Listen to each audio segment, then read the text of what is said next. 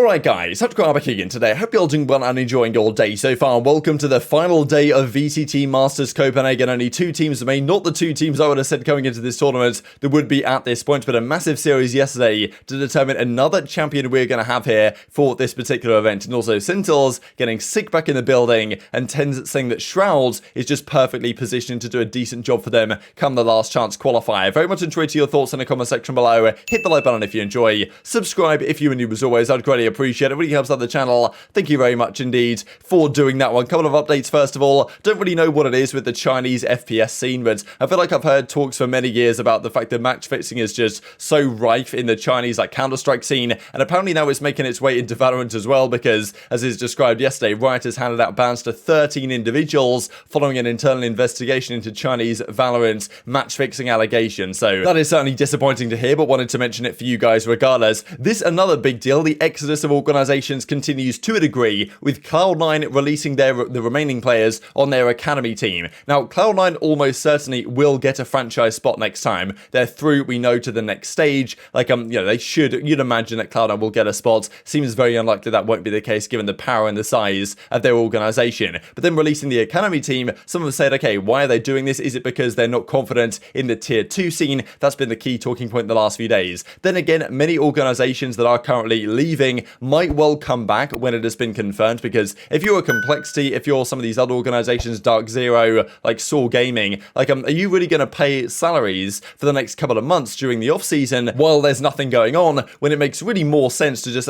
jettison those players now, save the money in the off season, and then if the tier 2 scene turns out to be well supported by Riot Games based on whatever they want to do with this partnership league, then they can step back in, right? And Complexity and all these other organizations might come back in and still pick up a team if they feel like it can be profitable to do exactly that. So I wouldn't count out many of these organizations that are leaving from returning to Valorant sooner rather than later, but it's obviously not a good sign in the immediate term. And Cloud9 might also have kind of a savvy business mind behind this move, because if you're Cloud9, you know full well that many of these teams, even the likes of FaZe, NRG, version 1, these players are, well, potentially all going to be free agents once they don't get into franchising, or if they don't get into franchising. All those organizations could. I think NRG, I think that would be nice if that was the case as well, but some of those orgs will not. And therefore, are these big name organizations paying these players big salaries going to just keep those teams around in the second division, or are those big name players themselves going to be like, well, I don't want to be in tier 2, I want to be at a pro team, so getting me out of this contract, let me actually find a spot elsewhere, which means that there will be many currently tier 1 players floating around the market looking to try and get back into tier 1 that might well be great targets for a Cloud9 academy to pick them up, right? So I feel like they might be making a savvy move here to release their academy now and then pick up a load of players that are effectively leftovers after all the chaos of the rostermania period that's going to come happens, and then Cloud9 could bring in an academy roster and have them alongside their main roster and have some good targets there going into the partnership league that's going to happen next time. So that might be their plan, might not be their plan, but that's just a theory. Now, Sentinels continue their great run of content right here, with SicK actually attending the bootcamp. I was wondering what was going on with SicK, because he's kind of had radio silence the last few days on his social medias, and as Shroud saying to TenZ right here,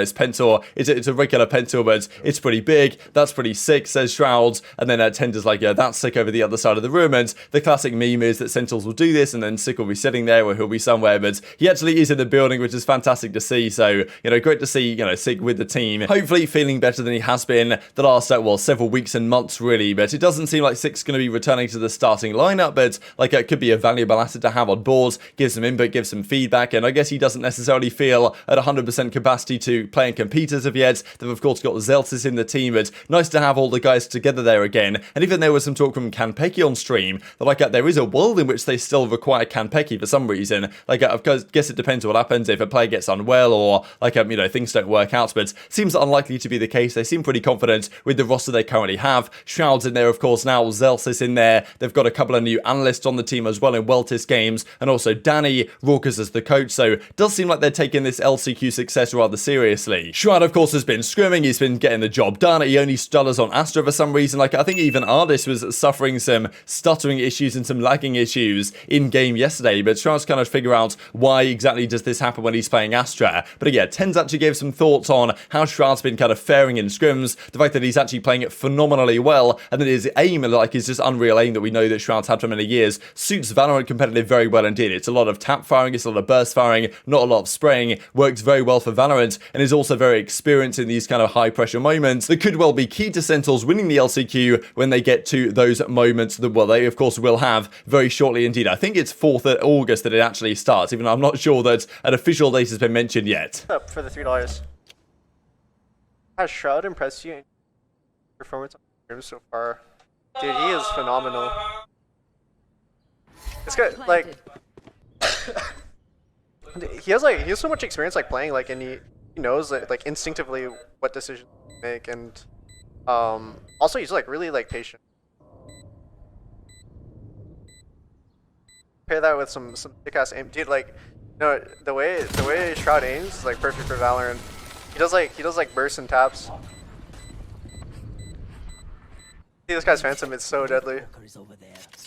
I just checked actually, and I think it starts on August the 7th, not August the 4th. So yeah, August the 7th, that's when the LCQ begins, to our understanding at the present time. Let's talk that crazy series yesterday between FPX and OpTic. The reason why it's so crazy is because I actually predicted it correctly. Can you believe it? I had a feeling that FPX would beat OpTic 3-1 here, and that's actually what happened. So, like, yeah, that's probably never going to happen again in my history of trying to predict Valorant matches, but I'll try and do it again today. But anyway, Artis was like, honestly, FPX just played so well. I did gas this team up a fair bit before this tournament began. OpTic really didn't play at their level, but it does feel like FPX just hard counter-stratted what OpTic were doing. Like, their fracture as well, I think that's kind of the key thing really for OpTic, is that their fracture has practically fallen off a cliff, like, compared to what they were doing at Masters 1, where Victor was making these crazy plays with Neon and was getting so much impact, and now other teams just know what to expect. They know what's going to happen there, and well, Victor, people were saying, kind of went back to his old self, his old name in food, because he was absolutely feeding FPX first bloods. And it didn't take long at all for Shao to get on the board in the game 1. I mean, this guy was clutching every situation you put him in. Like, if he doesn't clutch, you're like, okay, I'm gonna say, why have you not clutched that? It's actually kind of crazy. Like, put him in a situation like this, he's gonna get the kills almost every time. Crucial round actually here early on for FPX on the split to kind of tie them up. But yeah, Shao gets the 2 kills, and of course he's gonna clutch out the 1 versus 2 as well and get the defuse, no problem at all. So that was kind of an early sign of things to come here. El Diablo, yay, he certainly turned up and had some great plays with, of course, well, the tour de force and the like in hand. Kept this series close to a degree on game 1, but in the end it was relatively comfortable for FPX. They take the game 1 there on the split. Then game 2, this is where OpTic, they tied up the first round. Ye won a ridiculous 1 versus 1 clutch actually here. Actually, there's no real way that Saigetsu should have peaked this, but he felt like he had enough time to peak this and just for 1 second and get away with it. But yeah, Saigetsu peaks for just 1 second, a quick little tap, and then Ye just, well, taps him down, gets the defuse. But FPX's offense here was just way too strong. They were just bullying their way into these sites. They were even getting first blooded sometimes, would go in 4v5 and then just not even lose a single fight. So FPX seems so well drilled. Saigetsu, I mean, like, obviously all the guys played well, but Angel's kind of philosophies on this team seems to work out very well indeed, and it honestly seemed like they were kind of a perfect counter strat to what OpTic were doing a lot of the time. OpTic do like to make their aggressive plays on the defense, and FPX was just super patient, getting the kills when they had to, and then obviously OpTic would suddenly get a little bit nervous, right? Be like, okay, what's happening here? We don't really have too much control, and then FPX would just execute, get all the kills, like with the raw talent that they have, and then close out the round. So I feel like they were just so well prepared for OpTic this series. OpTic do manage to bounce back on Bind despite another ridiculous clutch here from Shao that he was delivering every so often. But I mean, yeah, this is at this point was 7-2 in OpTic's favor, but quickly became a significant advantage for OpTic. They end up taking the game 3, 13-6 here on the Bind. Their Bind still looks very solid, but then they went to a Fracture that last time out, this would have been a for sure guaranteed win for OpTic. They were so good at Fracture, but it just seems like pretty much every team now is very well prepared for what OpTic are going to do on this map and exactly what Victor brings to the party in terms of the Neon. And the strats that FPX were bringing were so good. This is a crazy play from Ye here, actually. Gets 1 kill, teleports out, and still kills Angel, despite the fact that he used the Omen kind of to come behind him. Artis gets the kill, but not enough in the end to win the round. OpTic stay alive on the defense, but I mean, yeah, they just got picked apart, to be honest. They got pretty hard exposed, actually, on Fracture, I think, this tournament. Definitely didn't play at their level, but that's kind of the thing, well, how things go. And if you're a team like OpTic, and pretty much every team has looked at you win Masters 1 and thought, okay, what are they doing? How are they playing these maps? Just looking very heavily at what OpTic brought to the party that was able, well, enabling them to win in those situations. And then, of course, well, FPX come out and know exactly what they're doing here and dominate the final map of the series as well to take down a pretty comfortable victory in the end up against OpTic. So the reigning champions are out.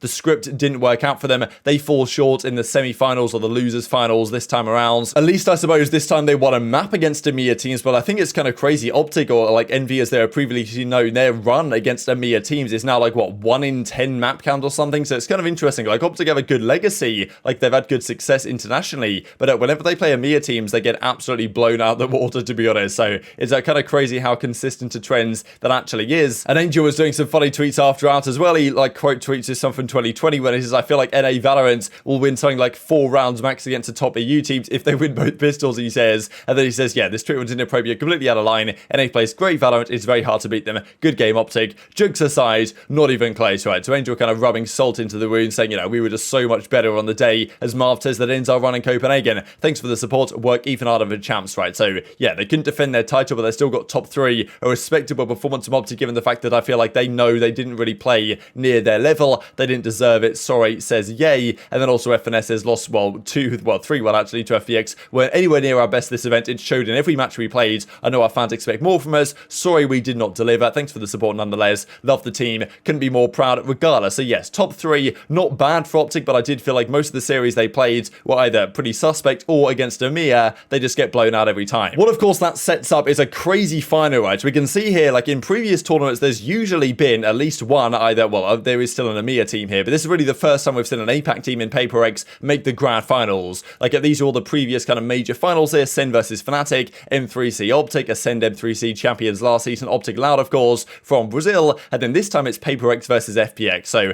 crazy stuff. These are the overall series stats here just to mention for that one, but yeah, who do you think is going to win PaperX versus FPX? To me, like, you know, PaperX are probably the on-paper favorites. I think they've probably played the most innovative Valorant, and it would make sense really if, like, just the way that PaperX have played this tournament, it seems like the storyline is set up for their victory because they've kind of innovated the way they play the game to such a degree that, like, they've come up with this new philosophy, I suppose, on how to play aggressive, creative Valorant, and, like, it seems like they're just going to win, and then other teams will have to kind of think, okay, well, hang on a second, we've got to adapt to this, or try and prepare for this, or we're not going to be able to win tournaments on a consistent basis if every team is going to go down the PaperX route. The alternative, of course, is that, okay, PaperX took down Fnatic, they took down OpTic pretty emphatically, but so in fairness did FPX in both of the series they played. So FPX just seemed to have a good idea on how to counter-strike teams effectively. I feel like OpTic just weren't quite as well prepared as they needed to have been to beat PaperX, and it's definitely possible that FPX has some good ideas of how to kind of deal with PaperX's aggression, right? It's obviously tough to deal with, but I feel like FPX's playstyle might actually counter it rather well, in the sense that they play very patient, especially on their offenses, right? They might be able to catch off some unnecessary aggression from PaperX at times. Like, yeah, PaperX are one of these teams where when the going kind of gets tough and the pressure's on, like, you know, I think they might be more prone to cracking under that pressure than FPX will. So I think that either PaperX are just going to come out here and play their game and just show that that's the way to play Valorant to dominate this series, or I think I'm actually going to take FPX in a 3-2 to win this tournament. But, like, you know, I was right yesterday, so almost certainly I'm going to be completely wrong today. But very much intrigued to your thoughts in the comment section below. Hit the like button if you enjoyed, subscribe if you're new as always, take care of yourselves, and I'll see you next time.